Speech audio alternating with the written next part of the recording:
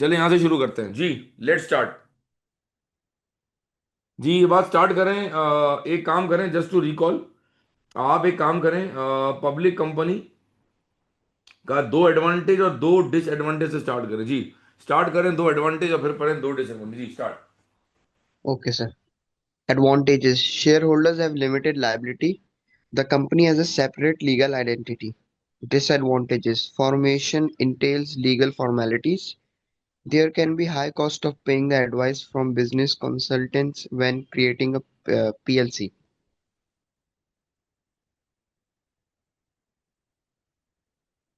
ठीक है, आगे बढ़ जाते हैं।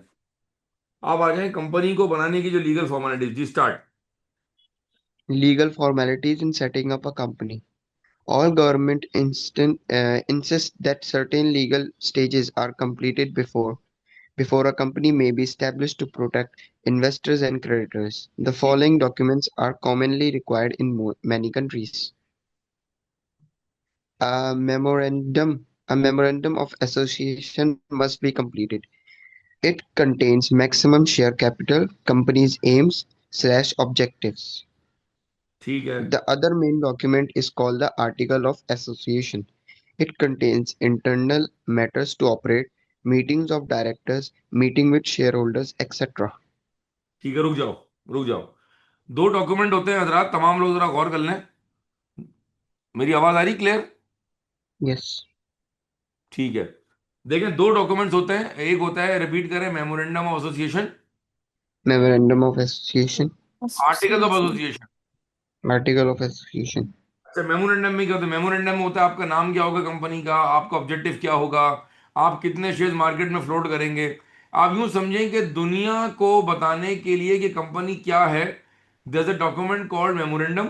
और कंपनी के सारे अंदरूनी मामला, मीटिंग कैसे होंगी, एसओपीस क्या होंगे, डेटर्स कब कब मिलेंगे, और आपस के मामला कैसे हल होंगे, शेयर होल्डर से मुलाकात कब कब होगी, ये सारे जो अंदरूनी मामला है, हाउ टू ऑपरेट, ये कहाँ दिया हुआ होता है? Yes. आर्टिकल्स में। जी हाँ। सर। अगर मैं सोल ट्रेड बनाता, अगर मैं पार्टनरशिप बनाता, तो मुझे किसी भी चक्कर में पड़ने की जरूरत नहीं थी। लेकिन आप ये सारे चक्करों में कब पड़ेंगे? जब आप बनाएंगे कंपनी। इसका मतलब है, चाहे प्राइवेट लिमिटेड हो या पब्लिक लिमिटेड हो, चाहे प्राइवेट हो या पब्लिक को। पब्लिक हो, ये कह रहा है legal formality in setting up in setting up a company, चाहे वो प्राइवेट हो या पीएलसी हो, ये Yes. डॉक्यूमेंटेशन आपको पहले जमा करानी पड़ेगी। इसका मतलब है, सोल ट्रेड और पार्टनरशिप के मुकाबले में कंपनीज को बनाना आसान नहीं होता जी। व्हेन दीज जी आगे सर। चले। When these documents have been completed satisfactorily, the Register of Companies will issue a certificate of incorporation. Private limited companies may now begin trading, plus PLC, public limited companies. When these documents have been completely completed satisfactorily, the registrar of companies will issue a certificate of incorporation। जब आप सारे तमाम मामला जो हैं, जब आप सारे मामला जो है वो हल कर लेंगे और ये तमाम डॉक्यूमेंटेशन जमा करा देंगे, तो फिर क्या होगा? तो आप आप ट्रेडिंग शुरू कर सकते हैं। ऑफ। शुरू कर सकते ठीक है। अब यहाँ लिखा हुआ है, प्राइवेट लिमिटेड कंपनीज में नाउ बिगन ट्रेडिंग। ये ऐसा नहीं है, ये प्राइवेट और पब्लिक दोनों के लिए है। तो हैं। आगे जी मैंने सर। ऐसे लिख दिया, ठीक है। अच्छा, जरा की ठीक। टर्म पढ़ना इसका। की टर्म पढ़ना भाई। Term Memorandum of Association. This states the name of the company, the address of the head office through which it can be contacted, the share capital for which the company seeks authorization, and the declared aims of the business. ठीक है। Articles of Association. These documents cover the internal workings and control of the business, the names of directors, and the procedures to be followed at meetings. ठीक है, मैं दोबारा पढ़ देता हूँ। वो कह रहा है, this state the name of the company, company का नाम दिया हुआ होगा, कंपनी का हेड ऑफिस कहाँ है, जिसके जरिए दुनिया वाले आपसे रब्ता करेंगे, प्लस आपने मार्केट में कितना शेयर कैपिटल इशू किया है, जिसके लिए कंपनी ले रही authorisation, and the declared aims of the business. ये नहीं हो सकता कि आपका एम में एजुकेशन लिखा हुआ है और आप कर रहे हैं मैन्युफैक्चरिंग। ये नहीं हो सकता कि आपके एम में लिखा हुआ है मैन्युफैक्चरिंग और आप कोई और काम कर रहे हैं। आपने स्टार्ट कर दी एयरलाइन इंडस्ट्री। इसका मतलब है, मेमोरेंडम में जो दिया हुआ होगा वही आप करने के इंटाइटल्ड हैं। आर्टिकल्स, ये डॉक्यूमेंट कवर करता है कंपनी के सारे अंदरूनी मामलात and control of the business. Directors का नाम क्या होगा, मीटिंग्स कैसे होंगी, शेयर होल्डर कब कब मिलेंगे, मीटिंग में फैसले कैसे होंगे, ये सारे जो इंटरनल मैटर्स है ये कहाँ दिए हुए होते हैं। आर्टिकल में। ठीक है जी। ये जब आप सारे मामला से गुजर जाएंगे तो आपने बना दी कंपनी। अब आपको मिलेगा सर्टिफिकेट ऑफ इनकॉर्पोरेशन। उसके बाद आप अपना काम कर सकते हैं। ठीक शुरू है जी। कर सकते हैं। चलें जी। अच्छा, इसको होल्ड करें कोऑपरेटिव को। अब आ जाए फ्रेंचाइज के ऊपर, जो हमारा आज का बड़ा इंपॉर्टेंट एजेंडा है, फ्रेंचाइज। अब वंस अगेन, आप माशाल्लाह सारे समझदार बच्चे हैं। हमारे अतराफ में बहुत सारे ब्रांड्स हैं कराची में। आपके पास केएफसी फ्रेंचाइज है, आपके पास ग्लोरिया जीन्स फ्रेंचाइज है, आपके पास जो है वो पिज़्ज़ा हट फ्रेंचाइज है, आपके पास हार्डीज एक फ्रेंचाइज है। क्या ये सारे हैं फ्रेंचाइज? हमारे पास कोस्टा कॉफ़ी फ्रेंचाइज है। हाँ जी, जी है। सर। जी। जी। आप मुझे बताएं ये फ्रेंचाइज करता क्या है, और मैं फ्रेंचाइज क्यों लूंगा। अब मैं इसकी मिसाल देता हूं आपको। मेरे पास दो ऑप्शन है। या तो मैं अपना ब्रांड खुद लॉन्च करूं और मैं उसको डेवलप करूं, और दूसरा ऑप्शन ये है कि मैं कोई चलता हुआ ब्रांड का, अगर तो मुझे फ्रेंचाइज मिल जाए तो मुझे कम मेहनत के जरिए मुझे एक बड़ा नाम मिल जाएगा। ठीक है। सवाल ये कि वो मुझे फ्रेंचाइज क्यों देंगे। कोई कंपनी मुझे फ्रेंचाइज, क्यों देगी? कोई इंटरनेशनल ब्रांड, नजर आ रहा है राइटिंग मेरी, जी सर। कोई इंटरनेशनल ब्रांड पाकिस्तान में क्यों आना चाहेगा, और वो मुझे फ्रेंचाइज का राइट्स क्यों देगा मुझे। सपोज करें केएफसी पाकिस्तान आया। ठीक है जी। उन्होंने कहा जी हम आपको फला कंपनी को, कंपनी का नाम है एबीसी इनको, हम आपको पाकिस्तान में राइट्स दे रहे हैं कि आप सारे सूबों के अंदर हमारी केएफसी की चिकन सेल कर सकते हैं, हमारा ब्रांड है। लेकिन उसके साथ में कुछ होंगे टर्म्स एंड कंडीशंस। क्या होंगे भाई? Terms and condition. ठीक है जी। टर्म एंड कंडीशन में लिखा हुआ है कि जी आप तमाम आउटलेट्स के बाहर जो लोगो इस्तेमाल करेंगे, लोगो और जो हमारा कलर थीम है रेड, ये जो भी कलर है, प्लस आपके जितने जो चिकन बनाने का जो मशीन्स हैं वो सारी हम आपको प्रोवाइड करेंगे। प्लस आप हमारे सप्लायर से ही माल खरीदेंगे ताकि क्वालिटी इंश्योर हो सके। हो सके। क्यों हम जाते हैं ब्रांडेड आउटलेट्स, क्यों खाना के लिए हम बाहर जाते हैं और हम ब्रांड्स पे जाते हैं? सर आप पूरे पाकिस्तान में ब्रांडेड जो जो फ्रेंचाइज है आप उनसे खाना खाएं तो आपको टेस्ट अलग अलग मिलेगा, सेम मिलेगा आपको? अलग अलग मिलेगा।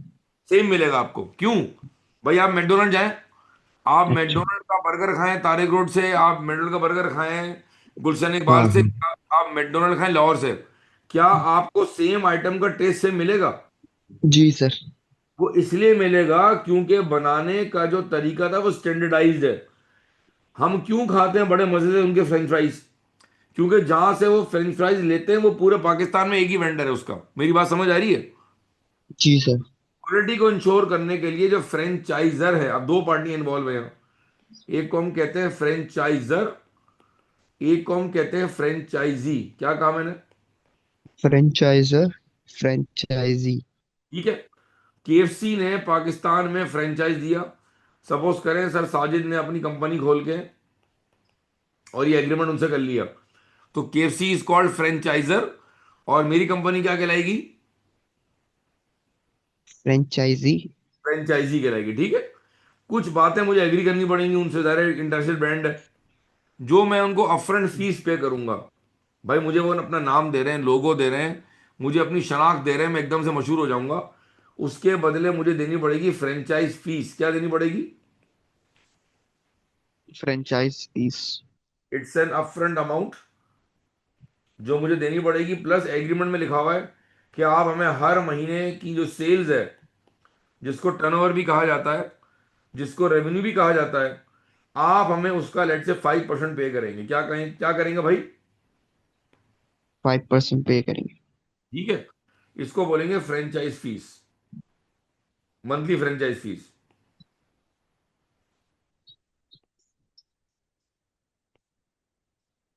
दो कॉस्टें हो गई, एक तो फिक्स अमाउंट हो गई जो मैंने यहाँ दे दी है, और एक मंथली अमाउंट है।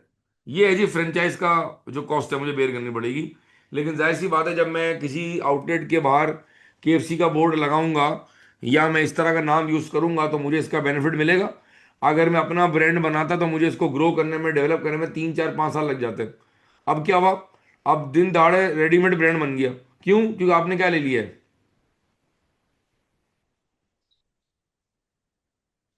आपने क्या ले लिया भाई? फ्रेंचाइज। जी सर। ठीक है, बात समझ आ रही है भाई? जी। चलें, आप जरा आते हैं मेन कागज के ऊपर। एक मिनट। जी भाई, जरा स्टार्ट करें यहाँ से। स्टार्ट। यहाँ से जहाँ ओके। लिखा है जी।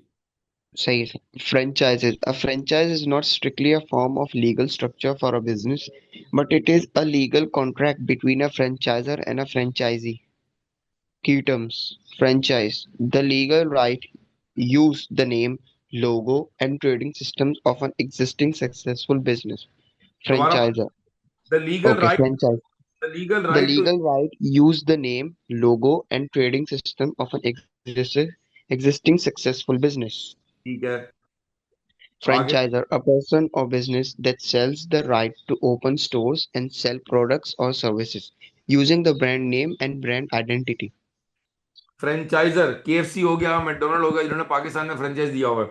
वो कह रहा है जी। Person business that sells the right to open store. आप पूरे पाकिस्तान में हमारे नाम से ऑपरेट कर सकते हैं, हमारा प्रोडक्ट बेच सकते हैं, हमारी सर्विस बेच सकते हैं, लेकिन आपको हमारा ब्रांड नेम यूज करना पड़ेगा और हमारी ब्रांड की तमाम आइडेंटिटीज को यूज करना पड़ेगा।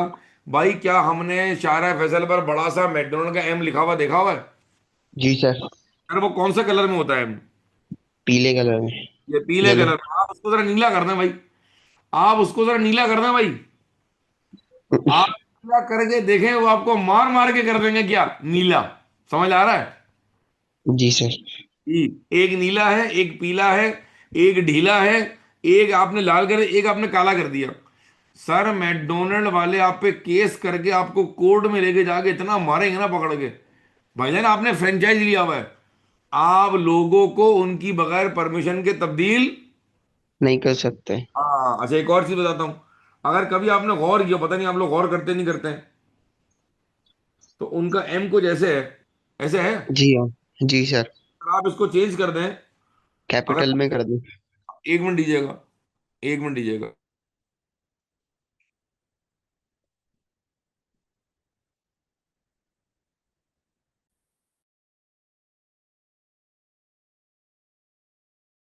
जी, ये एम देख रहे हैं आप?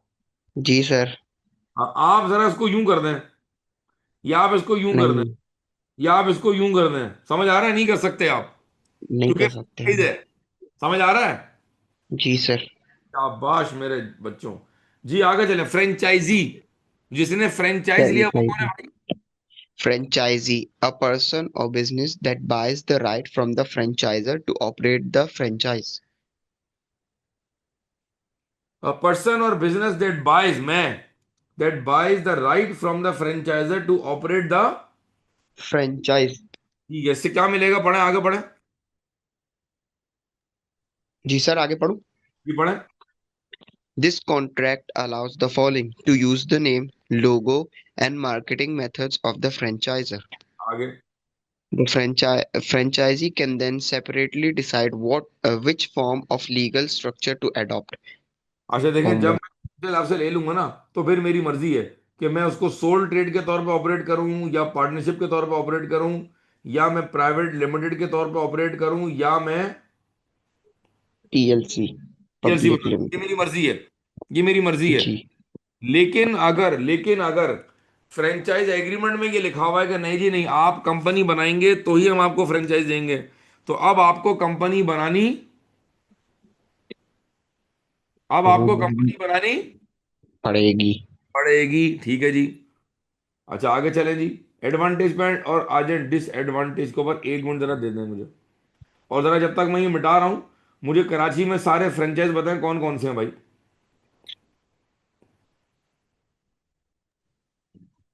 जी, नाम बताएं।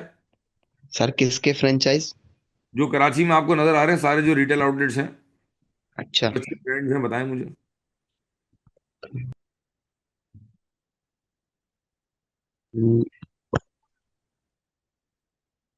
बताएं।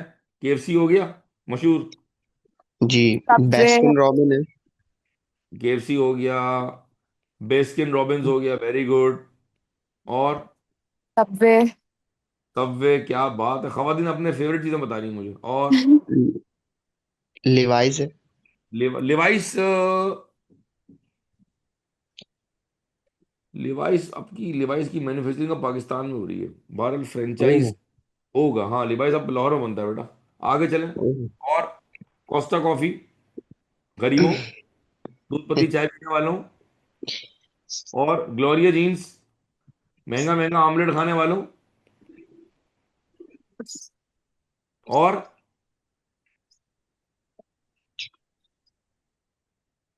और पिज्जा हट। ये सब क्या है भाई? फ्रेंचाइज। ये सारे फ्रेंचाइज हैं, ठीक है जी, आगे चलें। Advantages of franchise. जी। ओके, देयर आर, एक minute sir. There are fewer chances of a new business failing because it is using an established brand name and product. ठीक है। Advice and training are offered by the franchisor. ठीक है। The franchisor pays for national advertising. ठीक है। Supplies are obtained from established and quality checked suppliers. The franchisor agrees not to open another, sir नीचे करिएगा, branch. not to open another branch in the local area. ठीक है। अब जरा एक एक को डिस्कस कर लेते हैं। भाई मेरा बिजनेस के फेल का चांस कम से कम होगा, क्यों? क्योंकि मैंने एक बड़ा ब्रांड नेम इस्तेमाल कर लिया है। अगर मैं अपना ब्रांड बनाता, पता नहीं चलता नहीं चलता, पता नहीं उसका नाम होता नहीं होता। तो वो कह रहा है जब आप फ्रेंचाइज लेंगे तो बिजनेस के फेलियर के चांसेस क्या हो जाते हैं, कम से बहुत कम हो जाते हैं।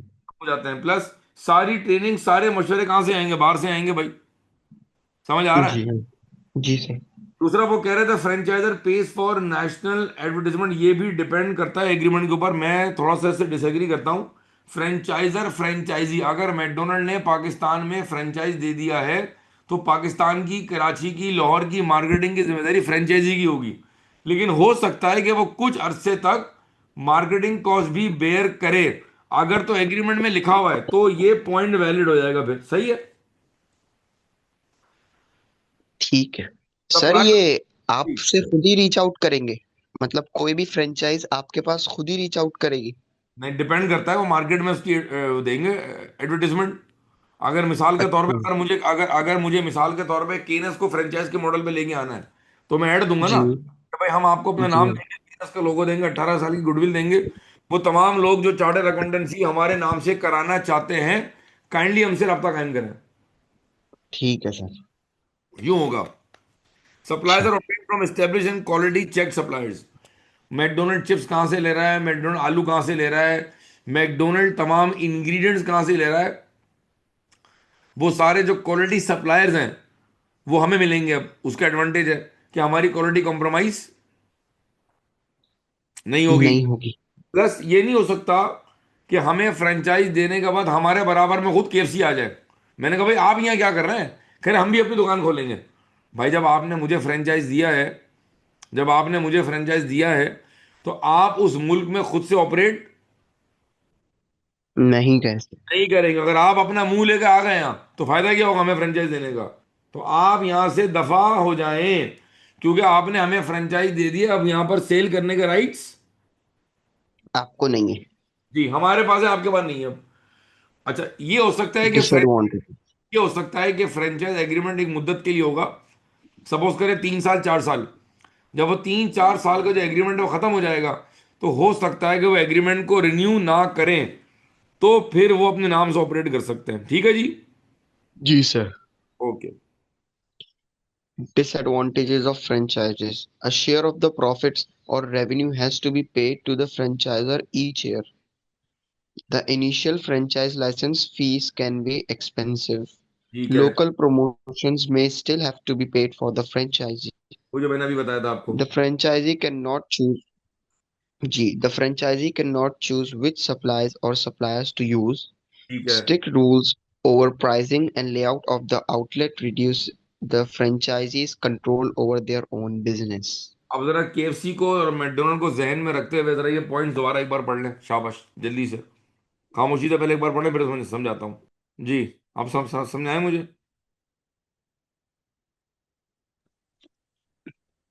सर वो बोल रहा है कि प्रॉफिट का जो शेयर है वो हर साल एक फ्रेंचाइजर को जाएगा। ठीक है। उसकी और जो है ना, जो इनिशियल फ्रेंचाइज का लाइसेंस है वो एक्सपेंसिव हो सकता है। और वो जी जो आपने पहले बताया था हमें जी, कि जो इनिशियल अमाउंट है, वो हो सकता है बहुत ज़्यादा हो। ज़ाहिर है, आप एक जब आप कोई बड़ा महंगा ब्रांड लेंगे तो वो फिर आपको उसके मुताबिक अमाउंट चार्ज करेंगे, and that could amount could be very expensive. ठीक है। अच्छा, दूसरा वो बिल्कुल कह रहे डिसएडवांटेज क्या है कि लोकल प्रमोशन, मैंने अभी आपको मिसाल दी कि केएफसी या मैकडॉनल्ड जो पाकिस्तान में है, उसकी सारी जो पाकिस्तान की मार्केटिंग है वो कौन करेगा? वो आपको खुद बेयर करनी पड़ेगी। तो कह रहे जी। लोकल प्रमोशन में still have to be paid for by the franchisee. जब मैं फ्रेंचाइज लूंगा तो सारी लोकल प्रमोशन की जिम्मेदारी किसकी होगी? आपकी। मेरी होगी। अच्छा, मैं किसी और से चिकन नहीं खरीद सकता, मैं किसी और से सब्जी वगैरह नहीं खरीद सकता। थोड़ा सा डिसएडवांटेज क्या होगा कि मैं अपनी मनमानी नहीं कर सकता, क्योंकि क्वालिटी को इंश्योर करने के लिए हमें जो सप्लायर वो कहेंगे, हमें उन्हीं से माल परचेज करना पड़ेगा। करना पड़ेगा। प्लस अभी जो मैंने मिसाल दी आपको, मेरा बड़ा दिल कर रहा है कि मैं मैकडोनल्ड्स के आउटलेट का पूरा कलर चेंज कर दूं, नहीं कर सकता। जरा कराची का चक्कर लगा लें भाई, तो आप देखेंगे कि जितने भी मैकडोनल्ड्स के आउटलेट्स हैं, उन सब का जो डिजाइन और थीम है वो सेम है। ऐसा है? जी सर। क्यों सेम है? वाई? सर उनकी एक सेपरेट लीगल आइडेंटिटी है ना, इसलिए। इसलिए कि वो फ्रेंचाइज है, और उन्होंने जी। दुनिया दुनिया में जितने भी जगहों पर मैकडोनल्ड्स है, जितने भी फ्रेंचाइज मॉडल पे काम कर रहे हैं, आप एक मिनट के लिए सोचें कि अगर हर बंदा अपनी मर्जी से मैकडोनल्ड को मार्केट करेगा, तो वो जो ब्रांड की यूनिफॉर्मिटी है और जो ब्रांड का एक इंप्रेशन है वो आएगा? नहीं। नहीं आएगा। इसीलिए उन्होंने फिक्स कर दिया है कि जिसने हमारे साथ काम करना है उसको हमारी इन टर्म्स एंड कंडीशंस को और हमारे इस कलर थीम को और लोगो को और लेआउट को फॉलो करना पड़ेगा। करना पड़ेगा भाई। ठीक है जी। हजरात, ये बड़ा इंपॉर्टेंट है, इसको आप याद कर लेंगे प्लीज, इंपॉर्टेंट है, ये लिख रहा हूं मैं इधर।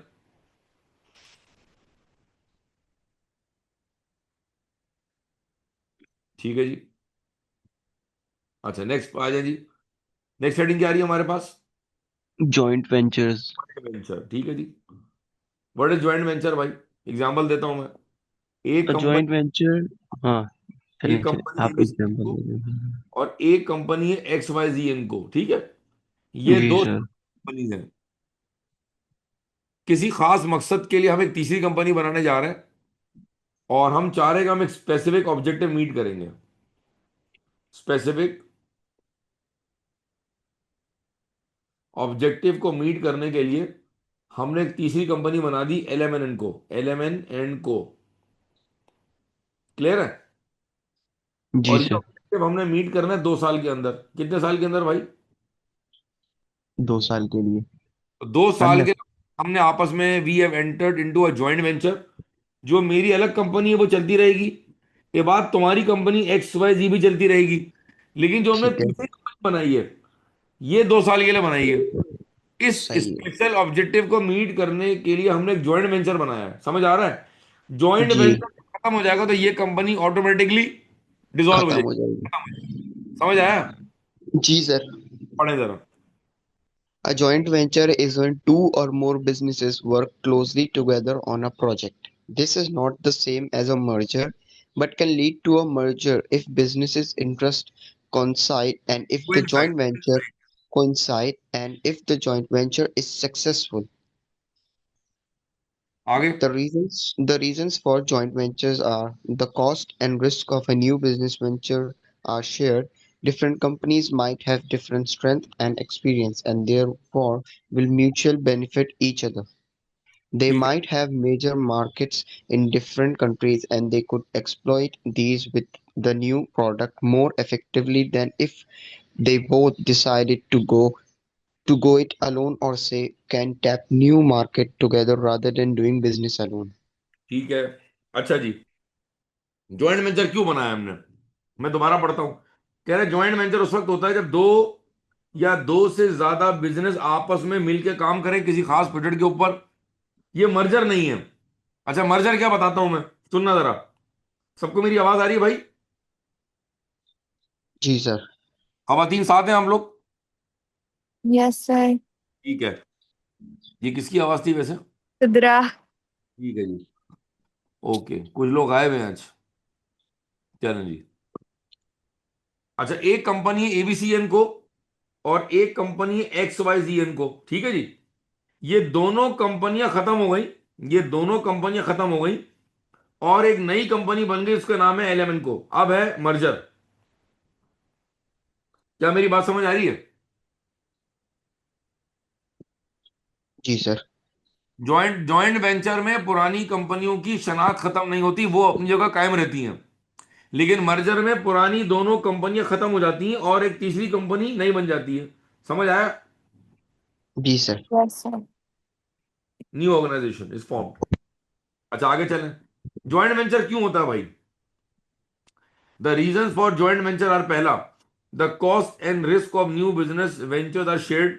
ठीक है, हम एक काम अकेले नहीं करना चाह रहे यार, कॉस्ट भी बहुत ज्यादा लगेगी और जो है यार रिस्क भी बहुत है उसके अंदर। तो हमने कहा एक काम करते हैं, मिलके करते हैं, तो उससे क्या होगा, कॉस्ट और रिस्क शेयर हो जाएगा आपस में। मेरी स्ट्रेंथ ये है, तुम्हारी स्ट्रेंथ ये है, मेरा तजर्बा ये, तुम्हारा तजर्बा ये है। तो अगर हम आपस में मिल जाएं तो दोनों का म्यूचुअल बेनिफिट होगा। समझ आ रहा है? जी। ठीक है। Will have mutual benefit of to each other. भाई मेरे पास एक चीज की स्ट्रेंथ है, आपके पास एक और चीज की स्ट्रेंथ है। अगर हम मिलकर काम करेंगे तो there will be mutual benefit for both parties. Agreed? Yes sir. ठीक है। फिर कह रहे हैं they might have major market in different countries and they could exploit these with a new product more effectively than if they both decided to to go it do it alone है ये go नहीं do it है। और से cap tap new target markets rather than doing business alone. मिसाल देता हूं मैं, भाई हम भी दुबई की मार्केट में उतरना चाहते हैं, लेकिन हमारे पास एक स्ट्रेंथ है, एक वीकनेस है।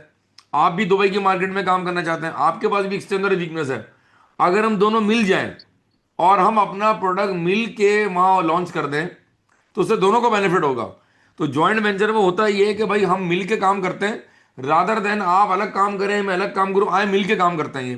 तो हम अपनी स्ट्रेंथ्स को कंबाइन कर देंगे। तो वो कह रहा है बहुत मर्तबा कंपनीज क्या करती है, किसी नई मार्केट को कैप्चर करने के लिए, टैप करने के लिए, वो एक आध कंपनी के साथ मर्जर कर लेती हैं और उसके बाद वो मिल के मार्केट टैप करते हैं।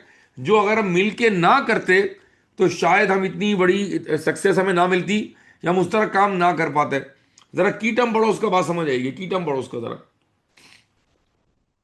Okay, joint venture, two or more businesses agrees to work closely together on a particular project and create a separate business division to do so. मिसाल देता हूं मैं आपको। तो एक कंपनी है होंडा, एक कंपनी टोयोटा है, ठीक है। दोनों ने मिलकर फैसला किया हम अपना इंजन बनाएंगे कंबाइंड एक, और एक नए कंपनी में एक नए मुल्क में नए उससे लॉन्च करेंगे हम। दो अलग अलग कंपनियां, दोनों की अलग अलग गाड़ियां हैं, लेकिन दोनों ने मिल के एक तीसरे मुल्क के अंदर एक हाइब्रिड इंजन लॉन्च कर दिया। होंडा का अपना स्किल सेट था, टोयोटा का अपना स्किल सेट था।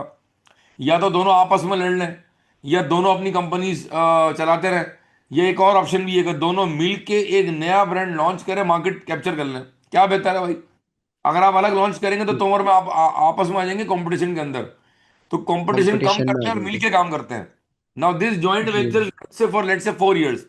तो अगर हमने 4 साल में अपना टारगेट अचीव कर लिया तो 4 साल के बाद जॉइंट वेंचर क्या हो जाएगा? खत्म। खत्म हो जाएगा। ठीक है। ये जो पाकिस्तान में पाक सुजुकी की गाड़ियां हैं, ये भी जॉइंट वेंचर के नतीजे में, मैं आपको उसकी पूरी हिस्ट्री बताऊंगा कि this is also joint venture with in two companies, और ये आज तक चल रही है। तो हो सकता है कि जॉइंट वेंचर ता कयामत चले।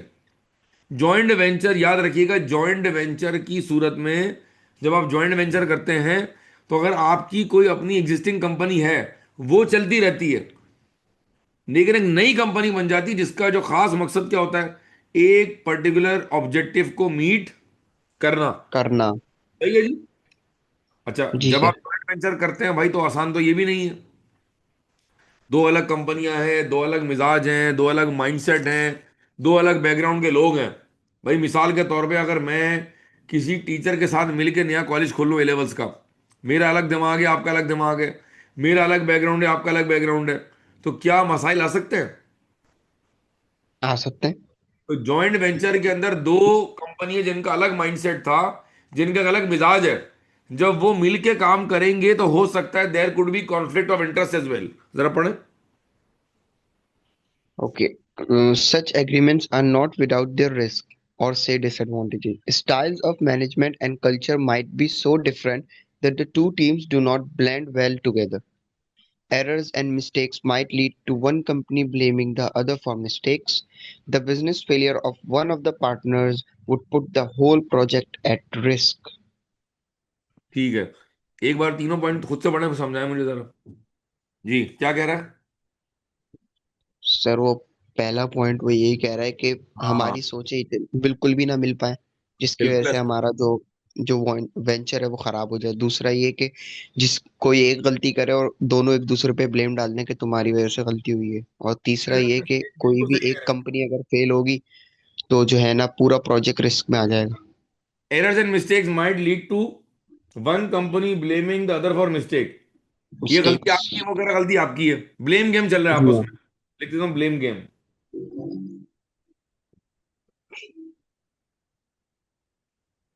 और दूसरा क्या है ब्लेम भाई? गेम। हाँ, दूसरा कह रहा है भाई, अगर एक वेंचर के अंदर अगर एक पार्टी फेल हो जाएगी, एक पार्टनर फेल हो जाएगा, तो हो सकता है कि पूरा प्रोजेक्ट एट रिस्क आ जाए। आ जाए। भाई ठीक है जी। ठीक। यहाँ तक कोई मसला, कोई सवाल? No sir. ठीक है जी। नेक्स्ट मैंने जी क्या आ रहा है? Social enterprise. अच्छा, नाम से क्या लग रहा है? आप नाम से जरा देखें।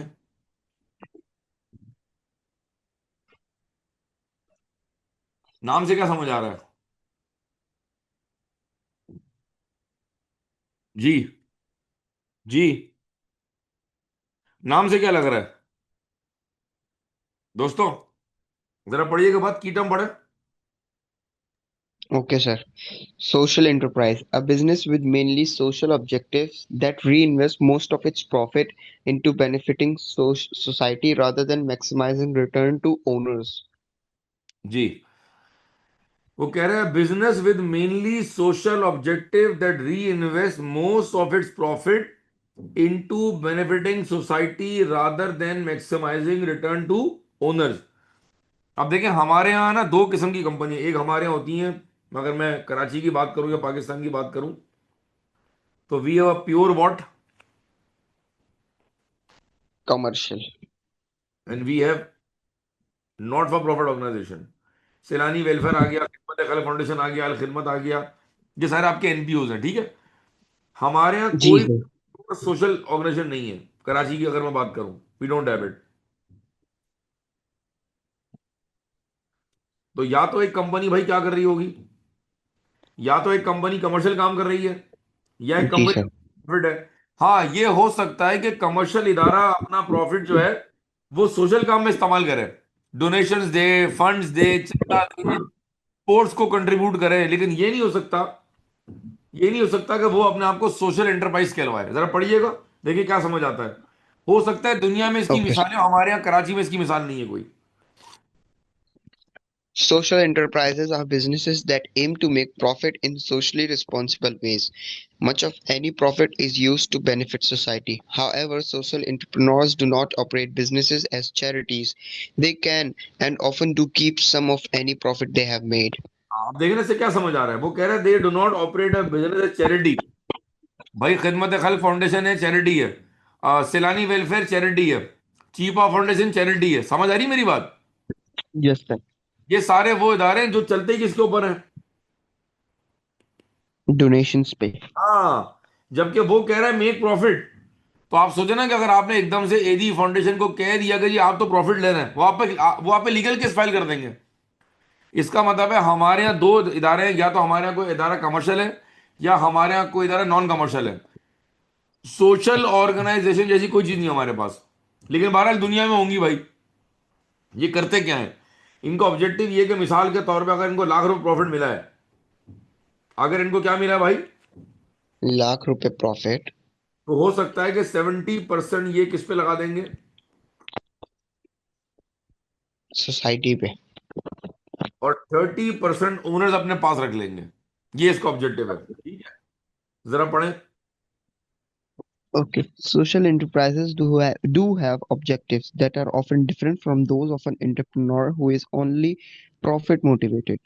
However, they compete with other business in the same market or industry. They use business principle to achieve social objectives. ठीक है। Most social enterprises have these common features. They directly produce goods or provide services. They have social aims and use ethical ways of achieving them.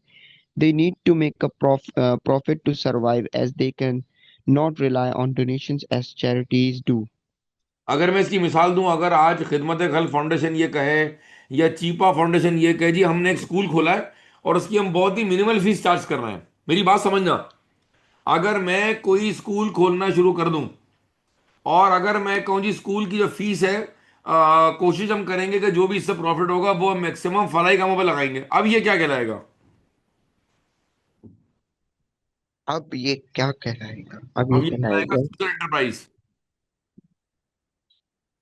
अब ये क्या कहलाएगा भाई, बोलो। enterprise. हाँ, बात लड़के बात ही नहीं कर रहे, खामोश बैठे हैं जब। और अगर मैं ये कहूँ कि जी सिलानी वेलफेयर कह रहे जी हमने एक स्कूल खोला है चैरिटेबल और हम आपसे कोई फीस चार्ज नहीं करेंगे, अब ये क्या कहलाएगा? अब ये कहलाएगा अब ये कहलाएगा pure not for profit organisation.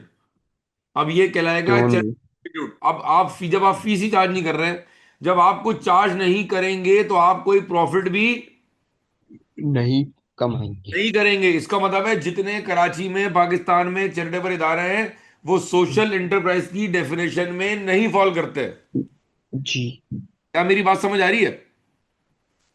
Ji sir. Hazra जरा एक बार इसके शुरू के दो पैरा दोबारा पढ़ लें खामोशी के साथ। जी भाई, समझ आया? Yes sir. जी, नेक्स्ट हेडिंग क्या है वो यहाँ तक रखते हैं। आज नेक्स्ट हेडिंग क्या है तो बस कर लें, आखिरी है, फिर इंशाल्लाह चैप्टर 2 खत्म हो जाएगा। मैं असल में वेट कर रहा था जब फिजिकल क्लास स्टार्ट हो तो हम ड्राफ्टिंग अब शुरू करेंगे इंशाल्लाह, ठीक है? सवाल शुरू करेंगे कि इसकी प्रैक्टिस कैसे करनी है। हेडिंग पढ़ना खाली। Changing the form of business ownership. ठीक है, यहाँ तक रखें आज भाई। Yes sir. हमने क्या क्या कवर किया? हमने कवर किया जॉइंट वेंचर, हमने कवर किया सोशल एंटरप्राइज, और हमने आज कवर किया फ्रेंचाइज।